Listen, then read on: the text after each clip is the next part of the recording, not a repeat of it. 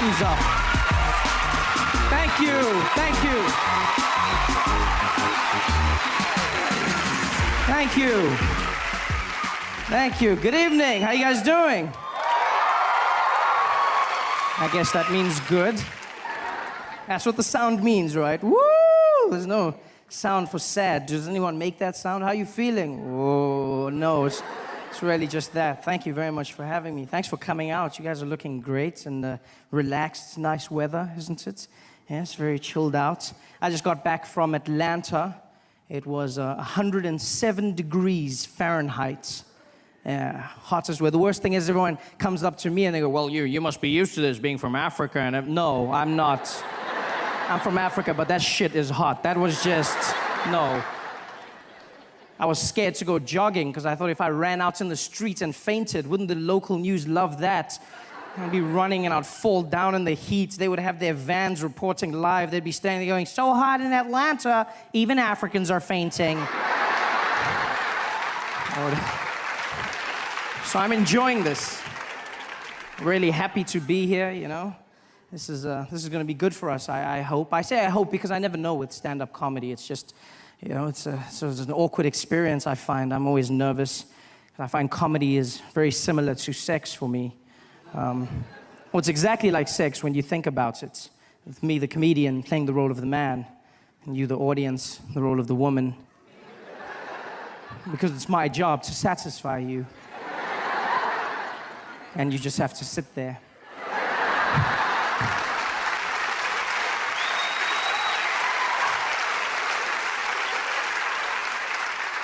And then, just like sex, my success or failure will somehow be determined by how much noise you make during my performance. Which makes it a one-sided affair, I feel, you know? Yeah, I mean, maybe you're the quiet type. I hope we have magic tonight. I hope we create something wonderful. I mean, for many of us, it's our first time together, and that means it might be awkward. I understand this. And if that's the case, I want you to know that I'll look into your eyes, I'll see that I'm freaking you out, and I'll stop. I'll stop, and I'll flip you back over, and we'll go back to the simple stuff. Okay? I've been in America for a few months now, and I'm really just thrown by the place. It's not what I expected at all. Different from the brochures and the pamphlets. There's many assumptions I had about America before I came here, and I've come to learn that those were wrong. For one, I just assumed people spoke English here. It's far from it. It's not, you know what, it's not so much the language, so much as the pronunciation of words that throws me off. It's just what Americans have done with the language. You guys have just, wow, you've done something. You've put 22s on the English language. It's got rims that says, pimp my language. That's what you've gone with, you know? I don't understand. I was chatting to this woman downtown the other day. She came up to me and she wanted me to see something. I don't know what, though. She was like, oh my God, look over there. I said, look over what? She's like, over there. Look at that her. And I said, her? She's like, no, her. There's two of them? I understand nothing, even the small words, just the pronunciation, you know, small things that get you by. For instance, I pronounce the opposites of uncle as aunt. I say my aunt. Out here, you say my aunt, which to me is an insect, which made me look like an ass when my friend told me his aunt died. And I was like, so what? There's tons of those out there. What a great way to end a friendship. I couldn't get help the other day when searching for a battery for my remote control, because that's what I say, battery, a small form of power. Yes, in America, you say battery, which to me is a different form of power. Sponsored by Chris Brown.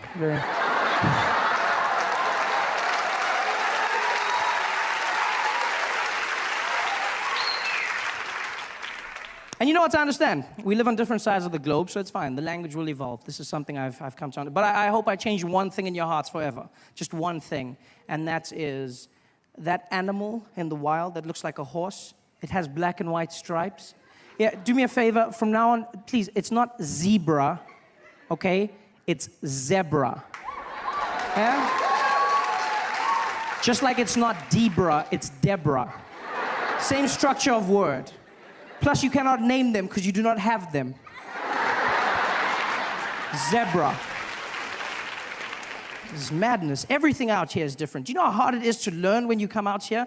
You have to change everything. There's the measurement system, which is just, I mean, America, you guys have your own thing, the imperial system, you know? On my side of the world, we use the metric system, and by my side, I mean the rest of the world, you know? We have the metric system, which is, amongst other things, very efficient. It's a very simple process. You know, everything goes into each other, and out here you have imperial, which is fine. I mean, I won't judge you. If you want to be imaginary, that's up to you. But I just feel like there's some consistency that's needed. Small things, like for instance, when we abbreviate our small measurement, milligrams, we use mg, milligrams, mg, milligrams. Yeah? Yeah? And you guys have ounces, which you then abbreviate OZ. There's no Z in the word ounces. I don't know. That's pale in comparison to what you've done with pounds. That for me, please explain to me how the abbreviation for pounds became LBS. Pounds. I look like the idiot walking into the store going, could I please have the 2 labs bag of sugar? I was like, you mean pounds? I said, I don't see the P, no, I don't. He said, well, it means pounds. It's not LBS. A lot of bullshit, that's what it stands for. This is horrible.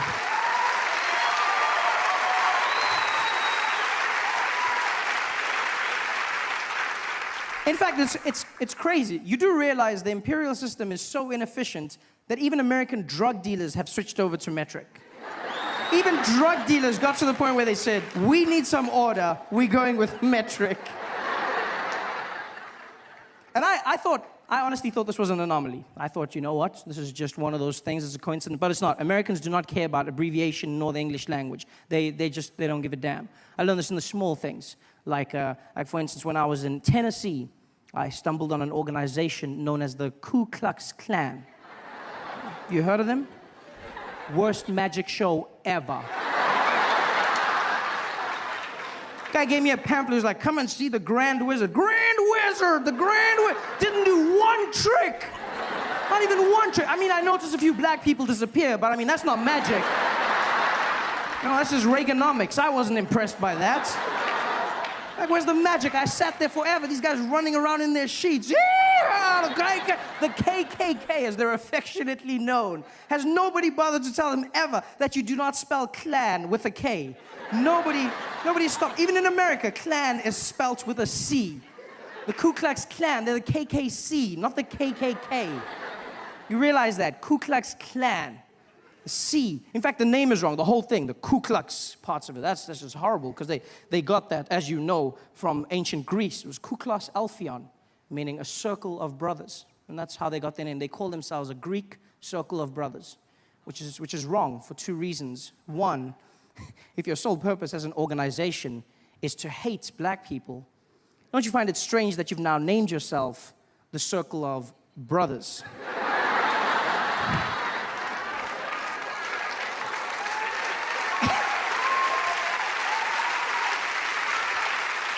And secondly, do they realize that in ancient Greece, circles of brothers were doing very different things with one another? Very loving, very, you know, yeah. If they were really a Greek circle, the sheets would be a bit higher up, you know, just more of a, yeah, maybe one more hole. They're not a... I love it. I have no problem with these things. I will learn them. I'm willing to take this in my stride, because that's not why I came to America, not to analyze the English language. No, I came to America because I always wanted one thing, and that is I always wanted to be black. You laugh, but it's true. That's all I ever wanted. I grew up in South Africa during a time known as apartheid. And for those who don't know, apartheid was a law in South Africa that made it illegal for black and white people to interact with each other, you know? If you did that, then you would get into trouble. So for instance, there's a black young lady here sitting with the white guy. If you did this in South Africa, then they'd arrest you guys. You couldn't, during apartheid, you couldn't, well, they'd arrest the black girl. They just ask you not to do it again. And so this was awkward for me because I grew up in a mixed family, you know? Well, with me being the mixed one in the family. My mother's a black woman, South African, and my father's Swiss, from Switzerland. So he was a white man. And basically, well, he still is a white man. It's not like he changed. Sorry, I said was, like through hard work and determination. He became black, which is not, didn't, that guy's looking at me like, is that possible? It's not, no, sir. You're fine, you're 100% fine. Your position of privilege is just the way it was. Although it would be something though, if you could work so hard you became black, that would just be, wouldn't it? That would change the workplace forever. You see guys walking into their office talking to the boss, Jim, I think I'm gonna take a few days off. I don't know, I feel it coming on. Yeah, I've been putting in some overtime, and I don't know, man. I just, yeah. Look, I mean, the wife's loving it, but I can't take a chance. I just filled out a new loan application, and my credit's looking real good, so I'm gonna take a few days off. Yeah. No, you're fine, sir. My father is alive and still very, very white. From Switzerland, my mother, Xhosa woman from South Africa, yeah. And they got together during this time, which was against the law, but they didn't care, you know? They were mavericks. They were just, you know, they fought the man. My mom was like, woo, I don't care, I want a white man, woo! You know? And my dad was also like, well, you know how the Swiss love chocolate, so he was just... he was in there. And so they got together, and they had me, which was illegal. So I was born a crime, which is something they never thought through, because as a family, we couldn't live normally together, you know?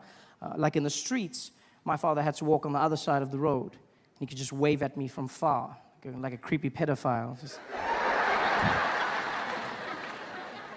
And then my mom could walk with me, but if the police showed up, then she'd have to let go of my hand, drop me, and act like I wasn't hers every time, just so we wouldn't get caught. Be like, woo! She'd be like, I don't know.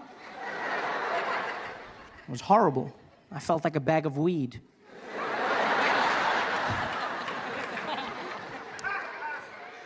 And one of the punishments for this crime was I was never afforded a race. I was never called black. I was never called white. I got horrible names like mixed breed and mutt and half caste, and you know, it was a horrible time for me. And one fateful day, I'll never forget, I met an American in South Africa.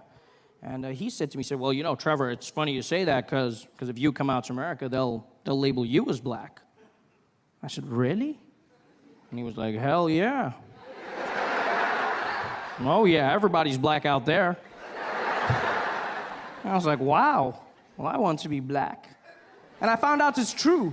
Mixed race people are categorized as black in America. Yeah. The only catch is, and nobody tells you this, you have to be liked and successful first. Before then, they say you mixed. You achieve success, and you get upgraded to black. All the famous mixed people do it. Singers, like Alicia Keys and Mariah Carey, yeah? Mixed, but then they say black singers. Sportsmen, like Tiger Woods, mixed, but then they say black golfer. The most famous mixed person on the planet by far, Barack Obama, mixed, half and half, straight down the middle. But then they say America's first black president. Which is interesting, because when he was running, they called him the mixed candidate. I see how it works. Everyone makes it obvious now. They're like, yeah, Barack, of course he won, of course. It wasn't that obvious when he started. It wasn't.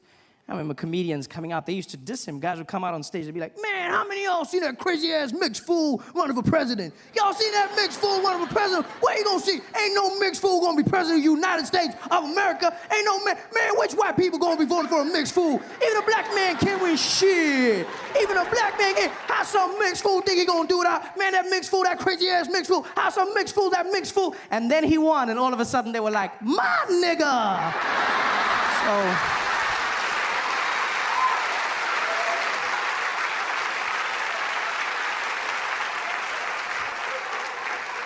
So I see how it works, you know? I understand. In order for me to become black, I have to work hard at it. And I'm willing to do the time. Yeah. I took the first opportunity I could. Bought myself a plane ticket from South Africa, and I said, I'm going out to America. I'm going there, and I'm going to be black. And I got on that plane. It was an 18-hour flight, 18 hours of non-stop flying. And I sat there in my chair, and I spent every moment practicing being black, just practicing I was like, I'm not gonna mess up this black opportunity. I just sat there, just working through everything. I was watching every black movie and TV show, just going through it. Yeah. You know what I mean? Yeah. King Kong ain't got shit on me. Yeah. What you talking about, Willis? I was grinding it. You laugh, but 18 hours of flying and I landed in JFK and I was fluent in my black American. For shizzle my nizzle. I was walking around. I was so black, I was even laughing black. I was like, ha, ha, ha. Ha, ha. Yeah.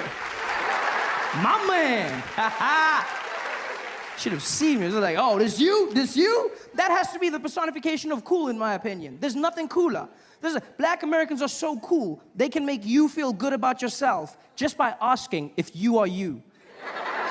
You don't believe me, get a black American man to come up to you and just be like, hey yo, this you? Nah, this you? And you'll be like, I think it is.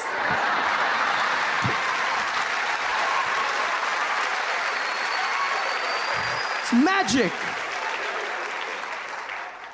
I was that black. Not just any black, but the coolest black in the world, and that's American black. I can say this with confidence, being from Africa. I know black. I'm well versed in the arts of black. I'm from the black factory.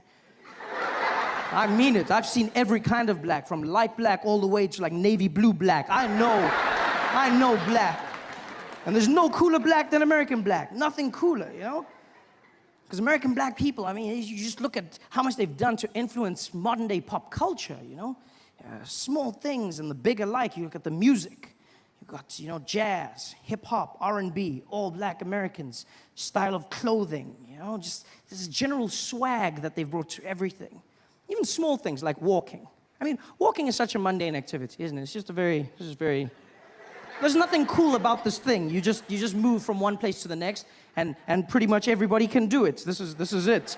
There's nothing. And then black Americans came along, and then they just added in that bounce, and then all of a sudden you look really cool. You just, you know, you look like you have a purpose. You've just got that. Yeah, look at this. It's super cool. And it must be hard for an assassin to kill you. Just like. That's why if you look in American history, no black man was ever assassinated whilst walking, ever. So it was when they stopped and said something. Bang! That's when they were, because they got to walk. That's why if you look, Obama, every time he comes out of the jets or makes a speech, he's always just got that little bounce just before. Because in his head, he's like, you never know. You never know. You never know. You never know. You never know. Got to walk. It's a cool walk. And by far, the coolest thing of all is the talk. I've listened to black Americans, and it's the most amazing use of the English language I've ever come across in my life. Because they pay no regard to punctuation whatsoever. They just cruise through sentences. It's fantastic. First time I had a conversation with a black American man was in Baltimore, Maryland. This guy walked up to me after the show. He didn't even walk. He just floated in. Just came up to me and was like, hey, yo, babe, hey, yo, let me holler at you for a minute, man. Let me holler at you. I said, okay. He's like, man, I ain't even gonna front, man. I ain't gonna front. I came out here, dude. I didn't even know who you was, man. I didn't even know. I was out here at the show. I bought my girl. We was out there. You came out there. You were doing your thing. I was like, yo, man, I didn't even know they goddamn yellow bones out there in the motherland, man. I was like, yo, this kid better be funny, man, but I ain't gonna lie. You came out there, you was keeping it coming, keeping it moving. You was just beasting. I was like, all right, man, maybe this kid is the truth, yeah? This kid was doing his thing. He was keeping it out there. I started laughing. My girl was killing herself. I was like, all right, this mofo got flow for show. You know what I mean?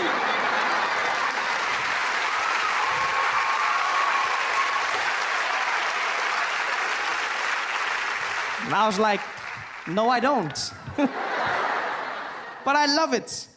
It's the most amazing use of English I've ever come across in my life. Just that one word alone, just the strength of that. Nah mean. Do you know what I mean? You nah mean? It sums it all up, doesn't it? It's just, you know, neither question nor statement. It's just, like, why have we been wasting our time with syllables for so long? I don't understand. It was a crazy day today, you know what I mean? Yo, that shit was crazy, you know what I mean? It just flows, it's magical. It says it all. I feel like I've wasted years of my life without nah mean. I wish I could go back in time and relive my favorite moments, watch my favorite movies again, seeing them bring to life. This is Sparta! Namin! Power. Let's give it something, you know? I want to take that word home with me, home to Africa. I hope and I pray that someday I have a daughter, just so I may name her Namin, you know? No, because it sounds exotic and foreign. It has that thing to it. You'd be like, Trevor, who's that? Oh, this? Oh, it's my baby girl, Namin. It just has it, you know? It's wonderful. Just go back. I bet even greats like Shakespeare would have loved to use that word. They say he invented more words than anyone, but Namin, oh, I bet he's in his grave going, I wish I had. You can see it on one of those great plays on the stages of Manchester and London. Theatre actors just walking out there with their big collars. Ah, yes, Prometheus, and hither doth he come. For I am the son of a humble thespian. Namin. That's the magic. That's what I was, man. I was that black. You should have seen me. Just walking around the airport, shouting random things. Brooklyn! I didn't even know where that was. I was super black. Until some guy came up to me and he was like, Oye, papi! Ya llegamos, pecado conocemos. I said, what? He's like, yo, man, we made it, man, we made it. And now that we're here, our kind, we got to stick together, man.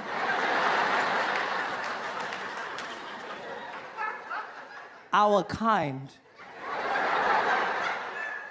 18 hours of flying and I still wasn't black. I was Puerto Rican.